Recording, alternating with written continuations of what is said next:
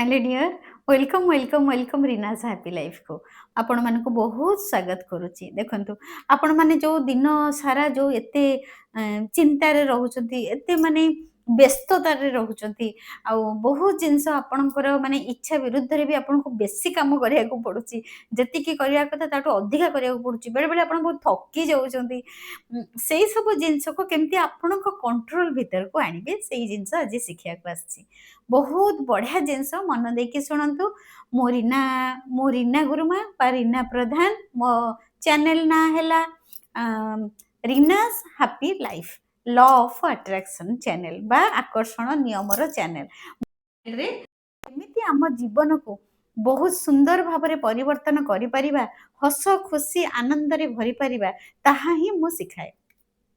आज आमे आसीबा जो आमे जो सखाळो उठुचु सखाळटा इज इम्पोर्टेंट आमे सेटा जानिने, आमे बुझिने काहेकि ना आमर जो सखाळटा आम पई बहुत इम्पोर्टेंट।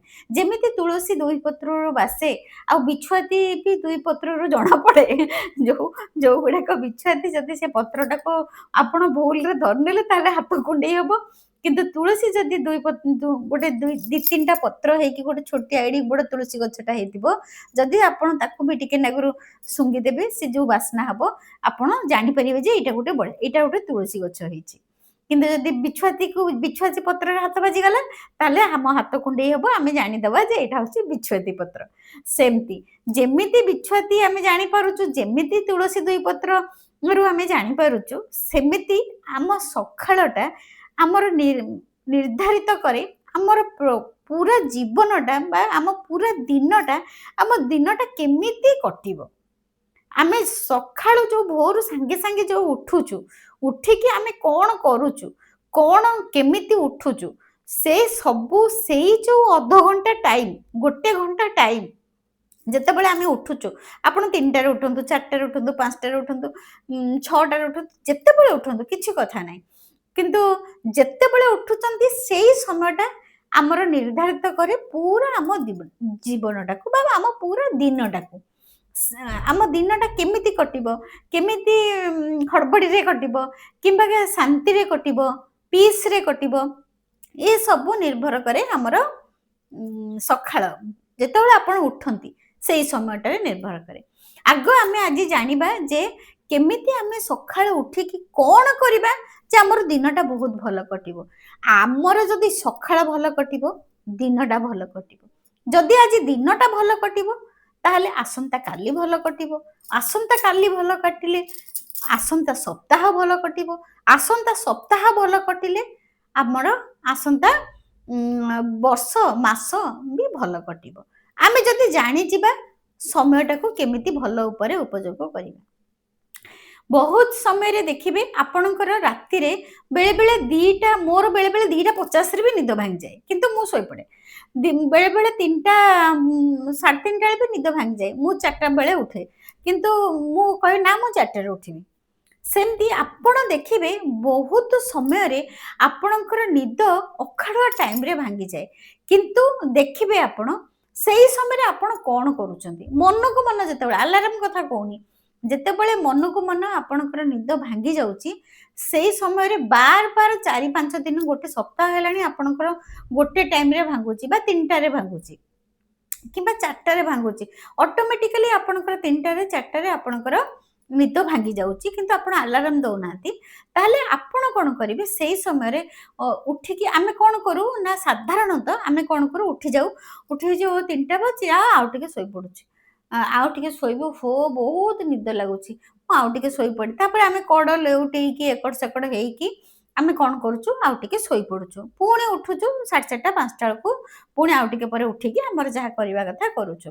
तापर जेतेबेले भी उठुचु आमे सेतेबेले कोन करूचु कोन भाबुचु, हो पुणी उठिलु आज पुणी मते एई कामटा करिया पड़िबो, पुणी कोन परिवा काटिबी, कोन तरकारी करिबी, पुणी केतेबेले आज रांधीकी देबी, आज से टिफिन नबो, एमिति आमे कोन करचु आको कोन करिवो से चिंताटा मुंडरे भर्ती कर दउचु, जहा फल रे कि माने सखाळु आमे यूनिवर्स को जणै दउचु जे आमे बहुत व्यस्त, ବହୁତ ବ୍ୟସ୍ତ ଅଛୁ, ଆମ ପାଖରେ ସମୟ ଅଭାବ। ଆମେ ବହୁତ ବ୍ୟସ୍ତ ଅଛୁ, ସମୟ ଅଭାବ। ତା ଦ୍ୱାରା କ'ଣ ହଉଛି ନା ଦିନ ସାରା ଆମର ସତରେ ବ୍ୟସ୍ତତା ଭିତରେ ଯାଉଛି। ସତରେ ଆମକୁ ସମୟର ଅଭାବ ରହୁଛି। ତେଣୁକରି ଆଜି ବହୁତ ବଢ଼ିଆ ଏଇ ବ୍ରହ୍ମ ମୁହୂର୍ତ୍ତ ବା ସକାଳ କଥା ଆପଣଙ୍କୁ ବୁଝଉଛି। ଯେତେବେଳେ ଆପଣଙ୍କର ଯଦି ଅଖାଡ଼ୁଆ ଟାଇମ୍‌ରେ ନିଦ ଭାଙ୍ଗୁଛି କିନ୍ତୁ ଆପଣ ଡେରିରେ ଶୋଉଛନ୍ତି, ତାହେଲେ ସେଇ ସମୟଟା ଉଠିକି ଟିକେ ଶାନ୍ତ ହେଇକି ବସନ୍ତୁ।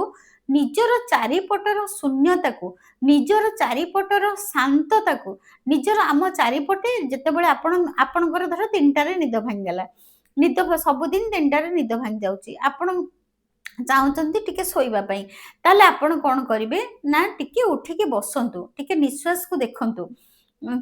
ଆପଣଙ୍କ ଚାରିପଟେ ଯୋଉ ଶାନ୍ତ ପରିବେଶ ଅଛି, ପୁରା ସୁନସାନ ଥିବ, ପୁରା ଶାନ୍ତ ଥିବ, ତାକୁ ଟିକେ ଫିଲ୍ କରନ୍ତୁ। ଫିଲ୍ କରନ୍ତୁ। କ'ଣ ପ୍ରଭୁ ବ୍ରହ୍ମାଣ୍ଡ କ'ଣ ମୋଠୁ ଚାହୁଁଛନ୍ତି? ମୋତେ ବାଟ ଦେଖାନ୍ତୁ। କ'ଣ ପାଇଁ ସବୁଦିନ ମୋତେ 3ଟାରେ ନିଦ ଭାଙ୍ଗି ଯାଉଛି? ତାପରେ ଦେଖିବେ ଆପଣଙ୍କୁ ଗୋଟେ ଜ୍ଞାନ ଆସିବ, ଗୋଟେ ବୁଦ୍ଧି ଆସିବ। ଆପଣ ମେଡିଟେସନ କରିବେ, ଗ୍ରାଟିଚ୍ୟୁଡ୍ କରିବେ, ଅଫର୍ମେସନ କରିବେ କିମ୍ବା ଉଠିକି ଯାଇକି ଗୋଟେ କିଛି ଭଲ କାମ କରିବେ। ତାହେଲେ ଆପଣଙ୍କୁ ସେଇଟା ଗୋଟେ ବୁଦ୍ଧି ଦେଖାଯିବ। ଆପଣ ସେଇଟା କରିବେ, ଯୋଉଟା କି ଆପଣଙ୍କ ପାଇଁ ବହୁତ ଭଲ, ଆପଣଙ୍କ ସକ୍ସେସର ବାଟ।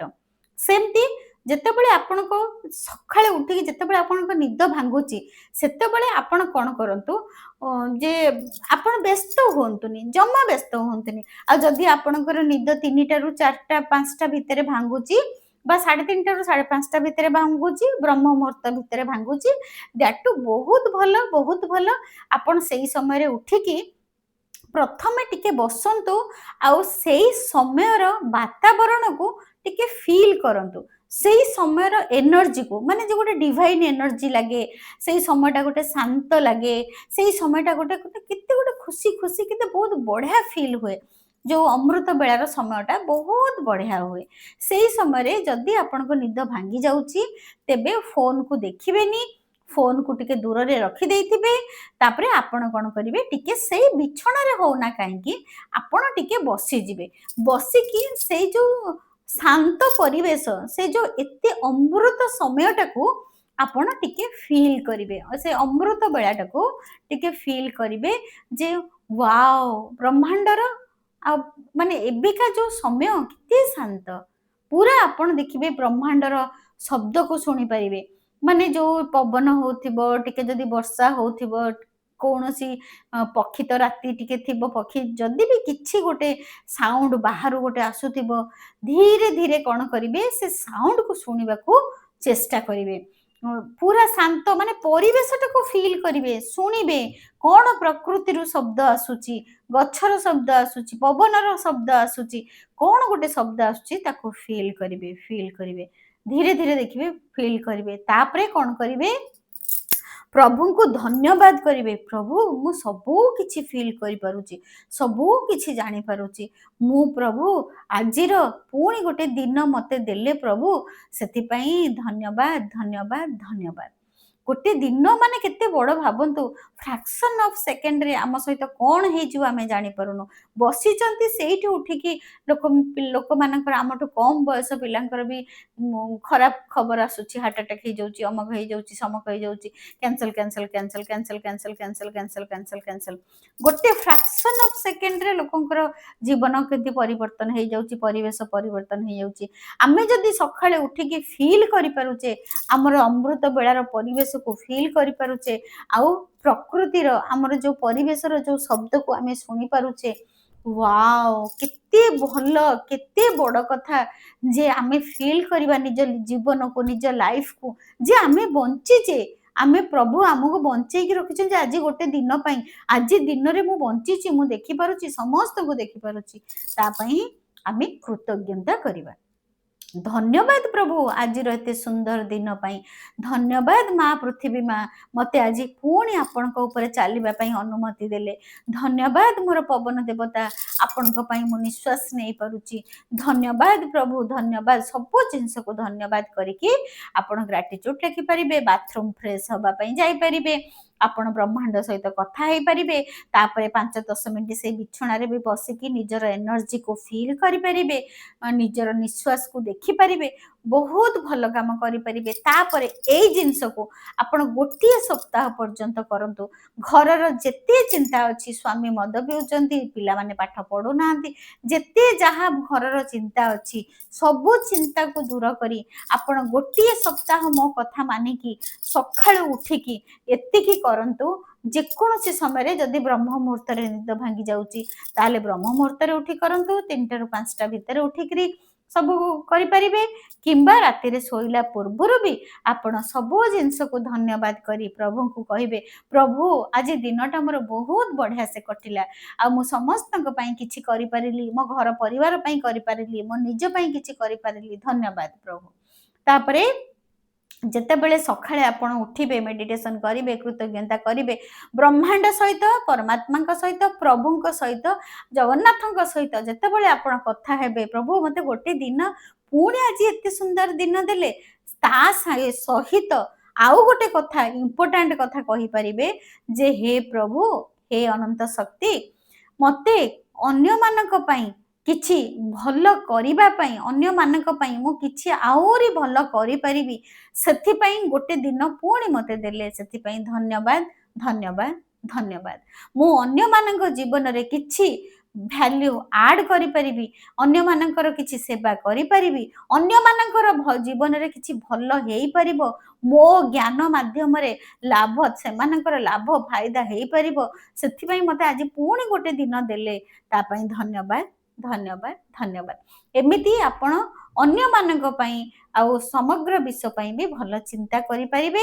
ଆଉ ବ୍ରହ୍ମାଣ୍ଡକୁ କହିପାରିବେ ଯେ ମତେ ସମଗ୍ର ବିଶ୍ୱ ପାଇଁ ଆଉ ଅନ୍ୟମାନଙ୍କ ପାଇଁ କିଛି ଭଲ କରିବା ପାଇଁ ମତେ ଆଜି ଗୋଟେ ଦିନ ଦେଲେ, ସେଥିପାଇଁ ଧନ୍ୟବାଦ।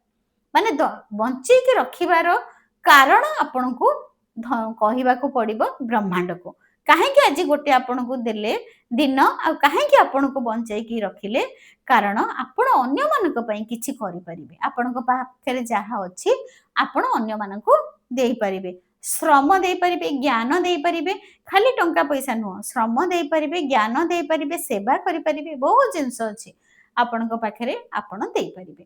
ଏମିତି ପ୍ରତ୍ୟେକ ଦିନର ସକାଳ ବା ଅମୃତ ବେଳାରେ 3ଟାରୁ 5ଟା ଏଇ ବ୍ରହ୍ମ ମୁହୂର୍ତ୍ତରେ, ଏଇ ଅମୃତ ବେଳାରେ ଆପଣ ଉଠିକି ଏମିତି ସକାଳଟା ଅଧଘଣ୍ଟା ଆପଣ କାଟନ୍ତୁ, ଏଇ ସବୁ ଜିନିଷ କରନ୍ତୁ। ଦେଖିବେ ଗୋଟିଏ ସପ୍ତାହ ମନ ଦେଇ କରନ୍ତୁ, ଆପଣଙ୍କର ଯୋଉ ବ୍ୟସ୍ତ ବିବ୍ରତାରେ ଆପଣଙ୍କର ଦିନ କଟୁଛି ସେଇଟା ଆଉ ହବନି।